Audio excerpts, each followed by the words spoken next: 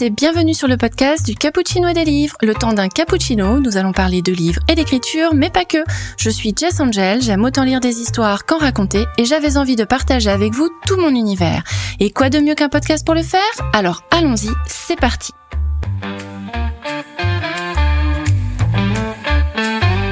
Dans cet épisode spécial interview, nous allons faire la connaissance de l'autrice hybride en genre et en format d'édition, Shirley G. Owens, qui a publié récemment sa série jeunesse, Harris et les ailes légendaires, une série de fantaisie et de mythologie grecque qui promet d'être une belle histoire. Elle est l'autrice également de plusieurs autres romans pour les adultes, les adolescents et les enfants. Donc voici une petite liste. Le premier livre que moi j'ai lu, d'ailleurs, c'est Les Miraculés de Burnwick, que j'avais lu moi sous l'ancien titre Démon. Le tome 1 de Harmonia, Héritage, une science-fiction dystopique. Les Miraculés de Burnwick, j'ai oublié de dire, c'est une fantaisie, pardon. Dual Love aux éditions Plume du Web dans le genre de la romance, Un cœur en strass en littérature jeunesse et Rebelle, publié aux éditions Voyelle, une fantaisie jeunesse. Bonsoir Shirley et bienvenue sur ce podcast. Bonsoir. Comment ça va ? Ça va bien, ça va bien. Ça va bien. La première pour un podcast, donc on va voir ce que ça donne. Ça va bien se passer. Bon alors, on va commencer par une présentation. Est-ce que tu peux nous dire qui tu es, ton parcours, en quelques mots, s'il te plaît ? Oui, donc je m'appelle Shirley G. Owens, c'est un pseudonyme. Je garde ma véritable identité pour moi. Sous ce nom de plume, donc j'ai écrit des romans aussi bien jeunesse, adulte et également petite enfance. Tu n'en as pas parlé, mais j'ai également un petit album jeunesse qui aujourd'hui n'est plus publié. J'ai récupéré les droits il y a quelques années maintenant. Voilà. Sinon, je continue toujours avec un rythme beaucoup plus lent aujourd'hui, puisque suite à un changement de professionnel dans ma vie réelle, j'ai un peu moins de temps. D'accord. Donc j'ai eu un rythme un peu plus soutenu, mais aujourd'hui, malheureusement, je ralentis le rythme. Mais en tout cas, je suis toujours dans ce domaine-là, jeunesse, young adulte et pour les adultes, pour la romance. D'accord. Si tu nous parlais un peu de ton parcours, comment t'en es arrivée à devenir autrice ? Alors au niveau du parcours, on va dire que c'est un petit peu classique. C'est la jeune fille qui était chez ses parents, qui aimait beaucoup lire et qui, au fur et à mesure, un petit peu a envie de raconter ses propres histoires. Et à partir de là, on commence à tout simplement commencer des romans qui ne sont jamais finis. Et puis au fur et à mesure, je pense que ça n'a rien d'original. Et au fur et à mesure d'en faire, effectivement, les pages s'accumulent. Et puis au bout d'un moment, on arrive à finir un premier livre on en reparlera plus tard, mais qui finira dans un tiroir. Et puis qui ne reverra jamais la lueur du soleil. Ah mince. Et puis oui, on va oublier cette histoire. C'était vraiment écrit à 14 ans, donc autant te dire que le style était vraiment catastrophique quand on y repense. Mais ça c'est normal, ça on va dire, c'est que tous les auteurs sont plus ou moins passés par là. Tout à fait. Donc voilà. Donc sinon au niveau du parcours, je peux aussi rajouter que j'ai eu un parcours en fait assez atypique. C'est qu'avant de commencer vraiment en tant qu'autrice, j'ai d'abord connu les coulisses de l'édition. D'accord. Donc j'ai d'abord il y a maintenant on va dire presque 20 ans en arrière, ça me rajeunit pas. J'ai débuté en fait dans des petites maisons d'édition et j'ai découvert les coulisses en faisant le tri des manuscrits, en participant à des comités de lecture. Ah, chouette. Voilà. Et puis en faisant, alors je vais pas dire de la correction parce que je ne suis pas correctrice professionnelle, loin de là. Aujourd'hui, j'ai toujours ma correctrice avec moi qui me suit depuis le début et qui relit chacun de mes romans. Mais à l'époque, c'est comme ça que j'ai fait sa connaissance et je faisais plus en fait, on va dire une relecture. D'accord. Voilà, une relecture des manuscrits. Donc j'ai commencé en fait dans l'édition comme ça. Et après seulement, j'ai commencé au niveau des publications de nouvelles. Et enfin, je suis passée au roman. Donc, j'ai vraiment suivi, on va dire, les étapes petit escargot qui prend son rythme. Effectivement. mais du fait de cette expérience en tant que comité de lecture, ça t'a pas donné des pistes ou des critères spécifiques pour mieux écrire tes romans ? Si, complètement. C'est-à-dire qu'en fait, très rapidement, on découvre que tout se joue sur la première page, pire sur le premier paragraphe. D'accord. Donc, c'est au début, je lisais tous les romans et jusqu'à la fin. Même si c'était dur. Et au bout d'un moment, en fait, avec la masse, on se rend compte que on sait si ça marchera ou si ça marchera pas. D'accord. Donc à partir de là, c'est là où je me suis dit, effectivement, si tu veux que plaire à un éditeur et qui va jusqu'à la page 2, essaie de faire le maximum pour que il ait envie de lire les 10 premières lignes, quoi, et qu'il décroche pas. Incipit, voilà. Ou incipit, ou incipit, comme vous voulez. Voilà, tout à fait. Et en fait, c'est extrêmement, extrêmement important. Donc ça m'a appris en fait, finalement c'est cet exercice-là qui m'a appris à trouver les petits trucs pour attirer et ensuite pour finalement être publié puisque au fur et à mesure on a les trucs et astuces, quoi. C'est ce que je me demandais justement. Et du coup, une fois que tu t'es mise dans l'écriture, comment tu as trouvé tes idées, tes inspirations? Comment tout ça t'est venu en tant qu'enfant? Tu t'es dit à 14 ans, tiens, je vais écrire une histoire. Qu'est-ce qui t'a motivé à faire ça? Eh bien, en fait, j'ai toujours été une grande lectrice et quand on lit, je fais partie des personnes. Alors, je sais qu'il y en a une catégorie de la population qui n'a pas cette faculté, mais je fais partie de la catégorie qui voit des images en fait dans la tête à chaque fois. Je vois un film. D'accord. Et en fait, j'ai aussi une imagination débordante qui fait que parfois pour moi, j'inventais, on va dire, la suite des livres, etc., etc. Puis à force d'inventer, on s'invente ses propres histoires. Au niveau inspiration, on peut pas dire que j'ai vraiment trouvé de l'inspiration chez les autres. Alors, inconsciemment, forcément, si, on peut pas le nier. Mais je serais incapable de dire un titre particulier, une personne particulière. C'est vraiment, je m'inspire, on va dire ça, je m'inspire de tout et de rien. D'accord. Que ce soit des films, que ce soit de la musique, c'est une image qui va venir et à partir de là, je vais broder. Soit ça sera, on va dire, une broderie qui durera 2 pages ou une broderie qui durera 400 pages. Et si j'arrive à la fin, c'est formidable. C'est l'objectif quand on commence, c'est d'au moins réussir à finir son premier jet. Je comprends tout à fait. Et du coup, donc quand tu as eu tes 14 ans, que tu as écrit ton premier texte et que tu ne le ressortiras jamais du tiroir. Non. Non. Et est-ce qu'il y a eu un texte, le premier texte qui t'a rendu fière et que tu t'es dit, celui-là, il mérite d'être connu? Alors, je l'ai toujours en tête, je l'ai près de moi et en plus c'est mon premier livre publié, c'est Rebelle. D'accord. Pourquoi ? Parce qu'en fait c'est le livre que j'ai écrit durant ma grossesse. Et pourtant ce n'est pas le premier livre, c'est loin de l'âge, ça devait être au moins le 7e, 8e livre d'écrit. D'accord. Mais celui-ci, oui. Mais celui-ci, c'était, j'ai tout un parcours avant, qui, on pourra en reparler juste après. Mais ce livre-là, c'est le livre qui m'a vraiment pris au cœur parce que je savais que j'attendais un petit garçon. Et du coup, je savais qu'en même temps, c'était ce petit garçon que je voyais dans ma tête et je créais l'histoire quasiment pour lui. D'accord. Donc, cette histoire m'a suivie durant toute la grossesse et j'ai fait les corrections après les biberons de la nuit. D'accord. Donc, c'est vraiment, pendant qu'ils se rendormaient, moi, je me remettais devant l'ordi parce que j'arrivais pas à me rendormir. Je me remettais devant l'ordi et j'en profitais pour corriger ce texte. Et en fait, quand il a été terminé et qu'à l'époque, les éditions Voyelles l'ont accepté très rapidement, c'est vrai que ça m'a fait chaud au cœur. Vraiment, je remercie encore les éditions Voyelles par rapport à ça. Ça a été une super nouvelle. C'est pas non plus... Ah non, je dis des bêtises, ça n'a pas été mon premier livre publié. Le premier, c'est Démon. Je sais plus d'ailleurs. Les Miraculés de Brunswick. Voilà, tout à fait, qui a été rebaptisé comme ça aujourd'hui. Eh ben là, j'ai un doute. Le temps passe, peut-être qu'effectivement... Non, il me semble que ça a été le premier. Je sais plus. D'accord. C'est malheureux de plus s'en souvenir. Si tu l'as écrit il y a un petit moment, c'est normal. Oui. Après, si tu dis que tu en as écrit plusieurs autres avant, effectivement, tu peux. Tout à fait. Et du coup, les autres, tu les as publiés après sur le tard ou ce sont encore des documents que tu as gardés sous le tiroir?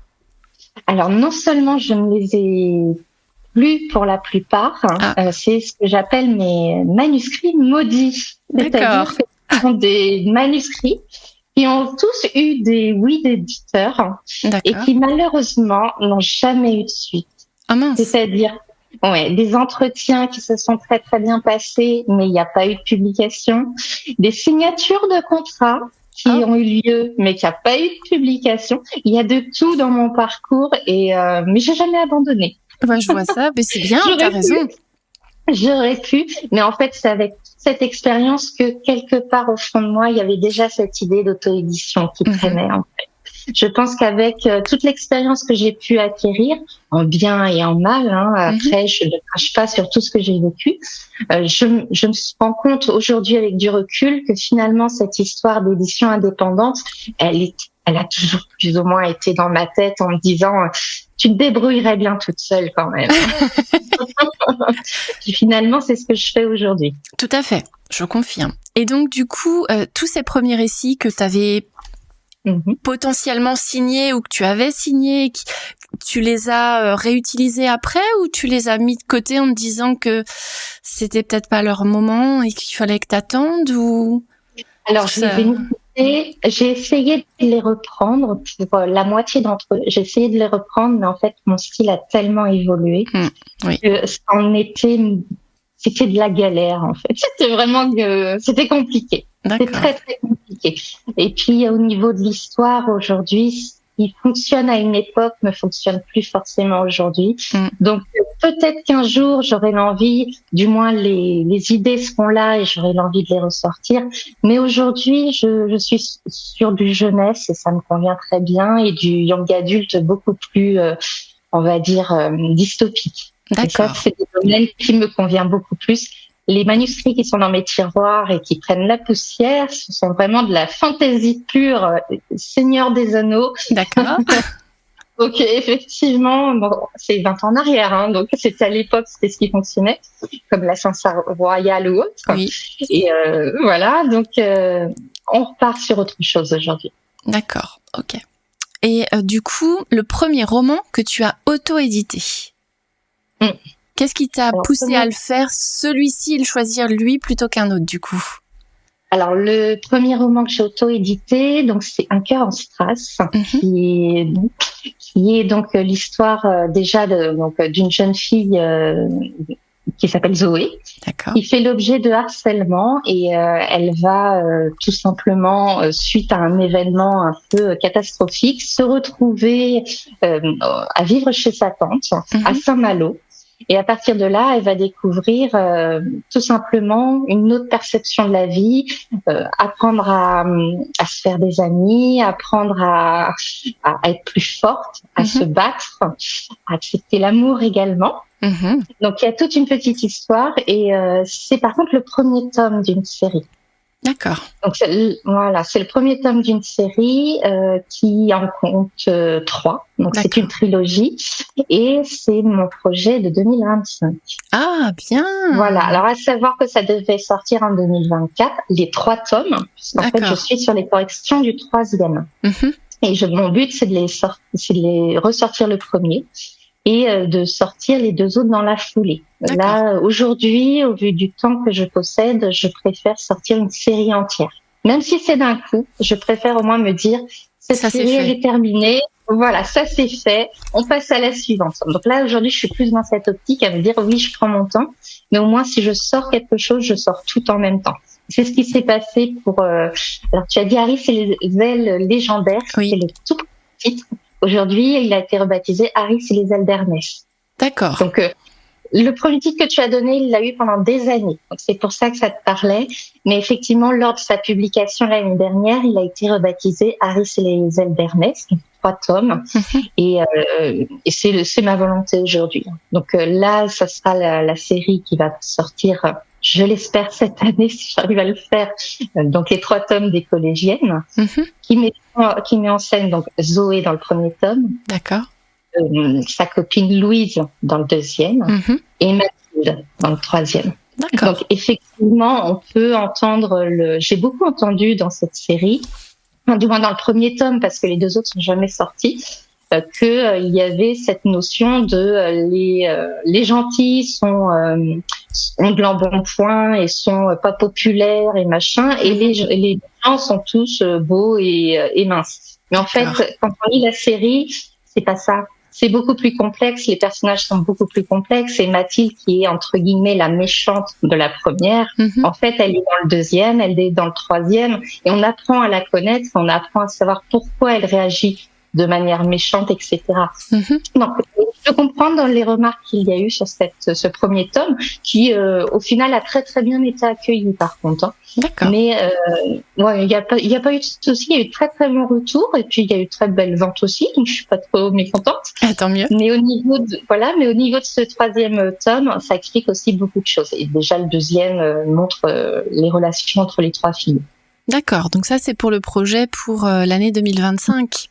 Voilà, j'espère que ça va se faire. Après, comme je disais, voilà, j'ai on va dire un bouleversement professionnel depuis l'année dernière qui fait que j'ai moins de temps. D'accord. Mais mon objectif, si des bouquins doivent sortir, c'est cette série. Bon, c'est déjà un bon objectif. Et puis, moi, je sais que j'avais acheté le tome 1. Je l'avais offert à la fille de mon amie. Donc, d'accord. Bon, maintenant, elle sera peut-être un peu grande pour les lire, mais lire la suite. Mais bon, après, on ne sait jamais. Hein. Oui, parce que là, le premier est sorti il y a 4 ans maintenant, quasiment. Oui, je l'avais acheté. Elle devait avoir 13-14 ans. Elle en a 17 aujourd'hui, donc ouais. C'est ça. Parce que c'était dans sa tranche d'âge. Donc, ouais. Ok. C'est fait. Et du coup, quand tu te lances dans une séance d'écriture, est-ce que tu as des petites habitudes ou des rituels ou autre chose? Ah, je t'écoute. Oui. Moi, j'ai beaucoup de mal à écrire derrière un bureau. En fait, j'ai besoin d'être en mode cocooning, c'est-à-dire qu'en général, je suis sur mon canapé qui a cette merveilleuse option de pouvoir déplier les jambes. Ah, cool. Donc, je suis confortablement installée dedans. J'ai ma couette, j'ai mon thermos de café, j'ai même mon paquet de bonbons. Je suis très confiserie. Donc, voilà, j'ai besoin de mon petit univers. J'ai besoin d'avoir ma prise de brancher si le portable tombe en rade. Enfin, voilà, je sais que j'ai mon petit univers et surtout, je suis toute seule.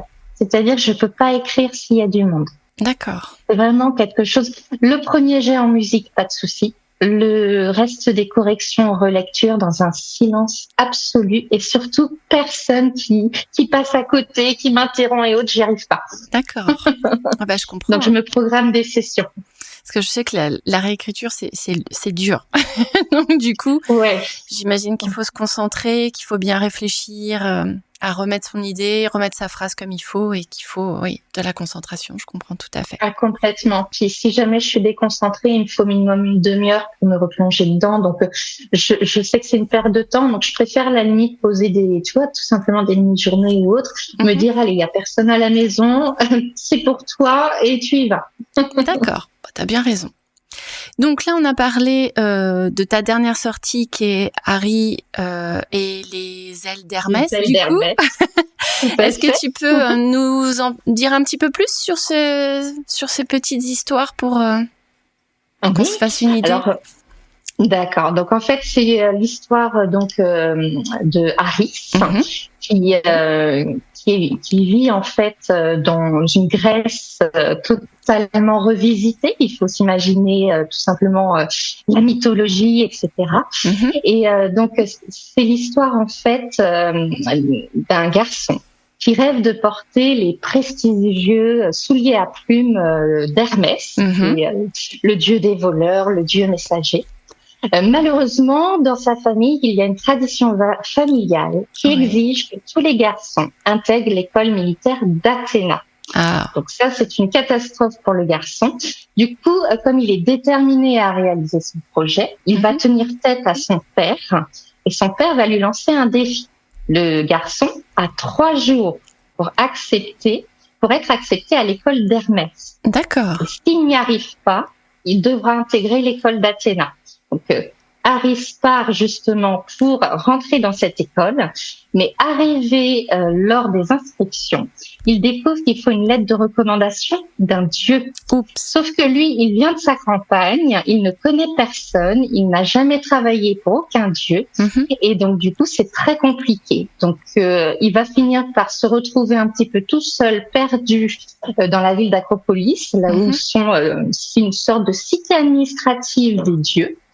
Et le seul qui s'avère disponible pour lui fournir cette lettre de recommandation, il s'avère que c'est Dionysos. Le problème, c'est que Dionysos passe son temps à râler, à boire et à dormir, et il n'est pas du tout intéressé à ce que Harris travaille pour lui. Donc, il n'est pas du tout intéressé à lui donner sa lettre de recommandation. Ah mince. Donc là, ça, c'est vraiment le premier tome. Après, il va y avoir toute une histoire avec, évidemment, un ennemi qui va arriver. Et donc, c'est une trilogie qui va traiter vraiment de l'amitié, parce que là, je parle d'Harris, mais il va y avoir également l'histoire de Thalie, qui est une jeune fille de son âge, qui rêve également de rentrer dans l'école d'Hermès. Le problème, c'est que l'école n'intègre pas les filles. Ah mince. Voilà. Et il y a également Adam, qui a également l'âge des deux autres, qui lui a déjà sa lettre de recommandation dès le début. Ah, cool pour lui. Voilà, donc c'est le fils d'un général qui est très très proche d'Athéna, donc c'est vachement plus simple pour avoir une recommandation. Et donc voilà, il va y avoir des conflits, il va y avoir des amitiés, des épreuves, et ça va durer sur 3 tomes. D'accord. Voilà. Et c'est pour quelle tranche d'âge à peu près? Alors, c'est à partir de 9 ans, en sachant qu'en dessous, même si le style est très simple, que le vocabulaire est le plus simple possible, ça peut être un peu compliqué. Donc, je dirais que c'est pour les premières lectures. Vraiment quand l'enfant lit seul. Ok.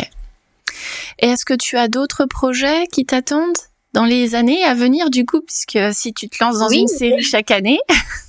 Alors, j'ai plutôt l'ambition de terminer le tome 2 de Harmonia. Voilà, donc le tome 2, donc il est toujours sur ma table de travail. C'est pour ça que j'espère sincèrement réussir à finir la trilogie en 2025 pour que en 2026 sorte l'autre. Ah, j'aimerais bien. Donc là, je l'attends avec impatience.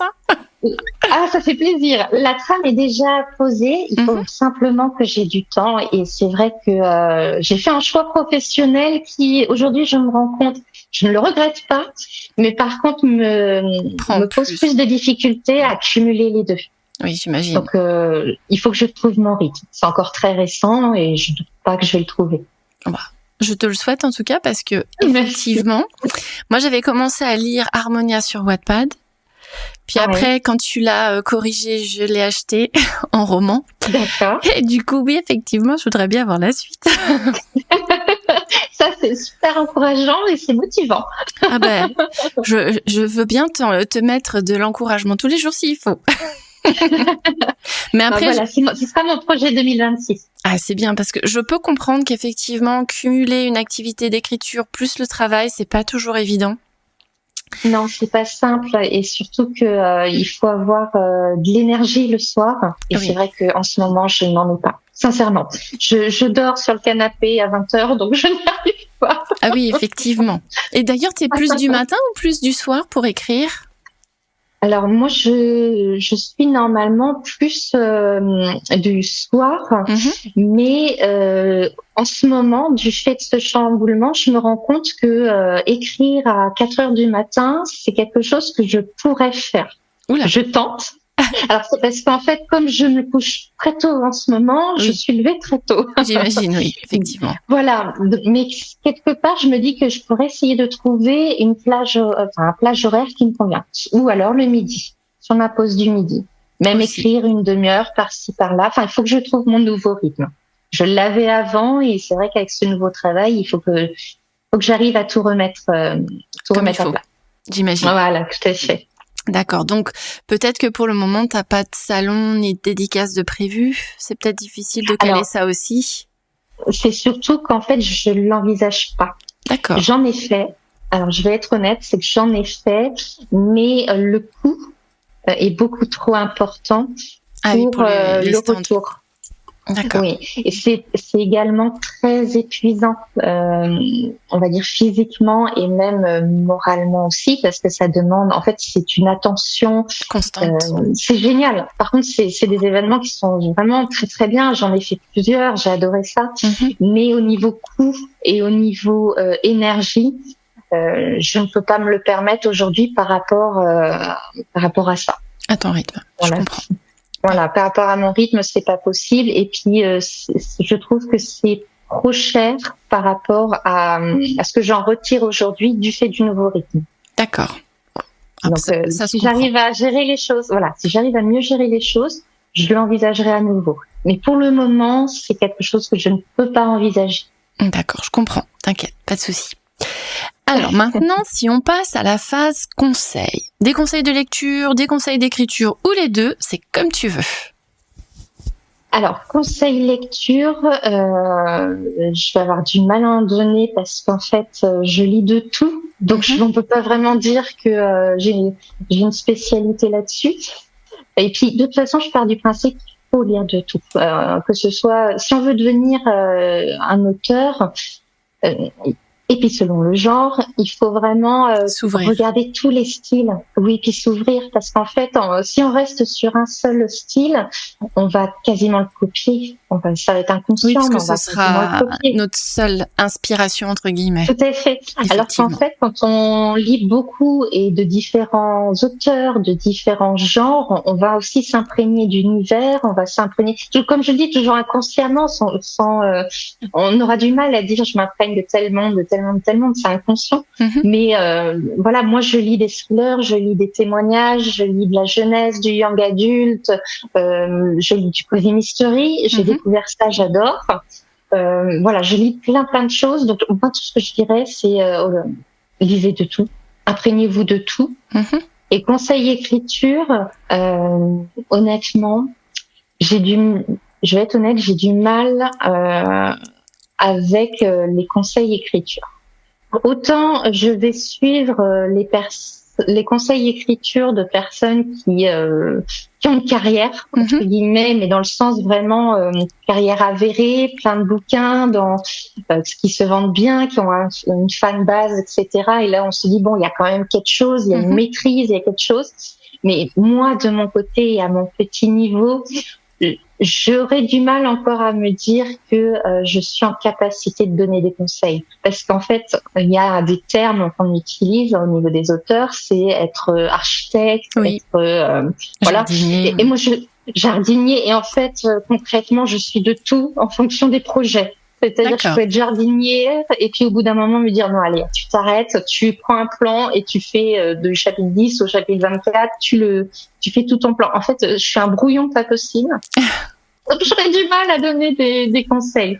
Non, vraiment, pour moi, le meilleur conseil, c'est trouver votre propre style, trouver votre méthode.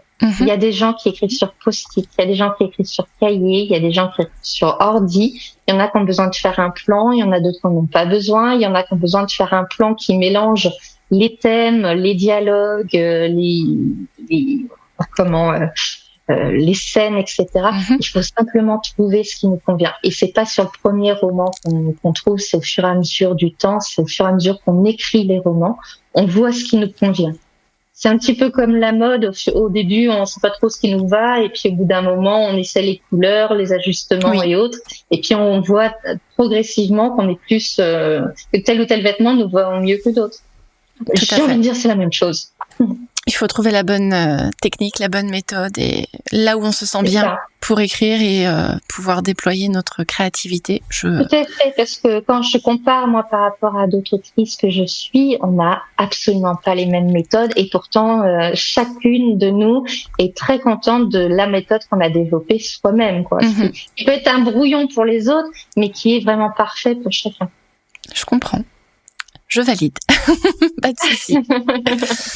Maintenant, si on veut chercher tes romans ou en savoir plus sur toi, où est-ce qu'on peut aller pour te trouver ?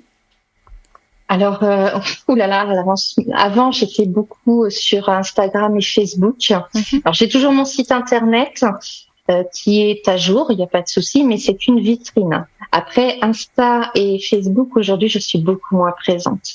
Donc, si vraiment les gens veulent m'écrire, c'est plus l'adresse mail qui est disponible, auquel je réponds. Il n'y a pas de souci. Par contre, je suis beaucoup moins réseaux sociaux qu'avant. Ça prend du temps. Ça prend beaucoup de temps, puis comme je l'ai dit, j'en ai de moins en moins. Donc, je préfère consacrer mon temps en fait à l'écriture et puis à la planification des plans. Mais par contre, si on m'écrit un mail, je réponds sans problème. Ok. Après, de temps en temps, je fais une apparition sur Insta. Bah écoute, à chacun sa méthode, et c'est vrai que quand on manque de temps, ça peut être vraiment très chronophage, je crois qu'on dit, parce que moi je sais que j'ai fait un challenge pour apprendre à booster ma communication, mais en fait tout ce que j'ai appris c'était génial, hein. Mais là ça fait 2 semaines que le challenge est fini. Est-ce que j'ai publié quelque chose? Non, je ne crois pas. Donc voilà, je suis pas le meilleur exemple non plus. C'est pas faux. Après, ce qui est bien, c'est effectivement être dans un groupe avec une unité, une motivation commune. Et là, à partir de là, effectivement, on trouve du temps malgré tout, même si c'est 2-3 minutes, on trouve du temps. Mais c'est vrai qu'après, être auteur, c'est un métier que je trouve quand même relativement solitaire. Oui. Donc il faut de la discipline, il faut de la motivation. Et puis il y a des jours où on est très très motivé, il y a des jours où on a envie de regarder une série Netflix. Oui. Donc c'est encore très très différent. Ou lire un livre. Mais oui, tout à fait. Je fais les deux.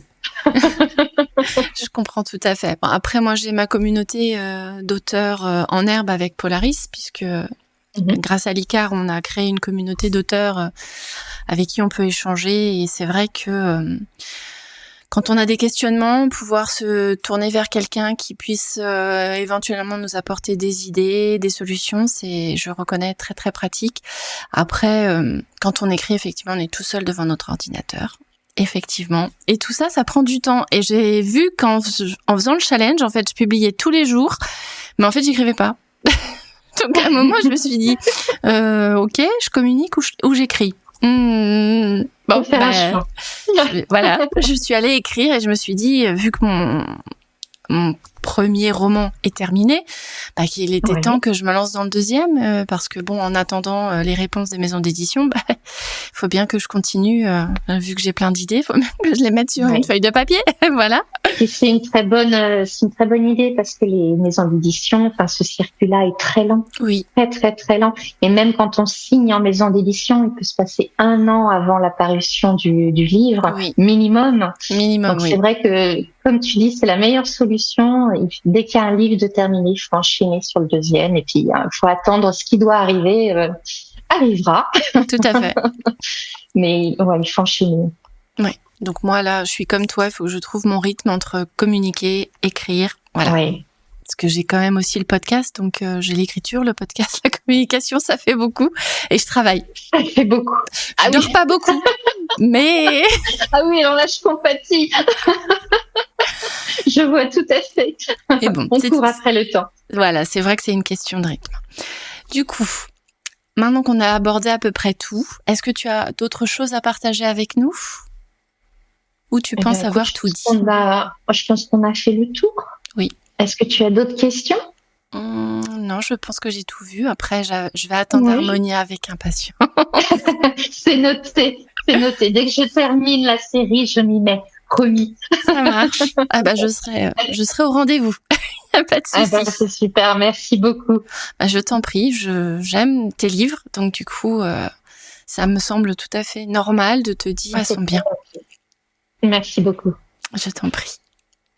Eh bien, voilà. Ce nouvel épisode de podcast est fini. J'espère que cela vous a intéressé et que vous avez passé un bon moment avec nous. Merci Shirley d'avoir été mon invitée. Merci à toi.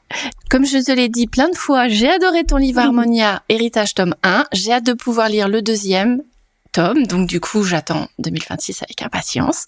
Merci à tous d'être restés jusqu'à la fin. Si cela vous a plu, n'hésitez pas à vous abonner pour avoir le prochain épisode dès sa sortie, à liker et à partager.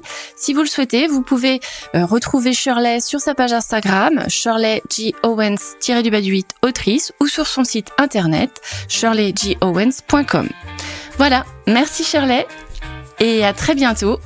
Merci pour votre écoute et à très vite pour la suite.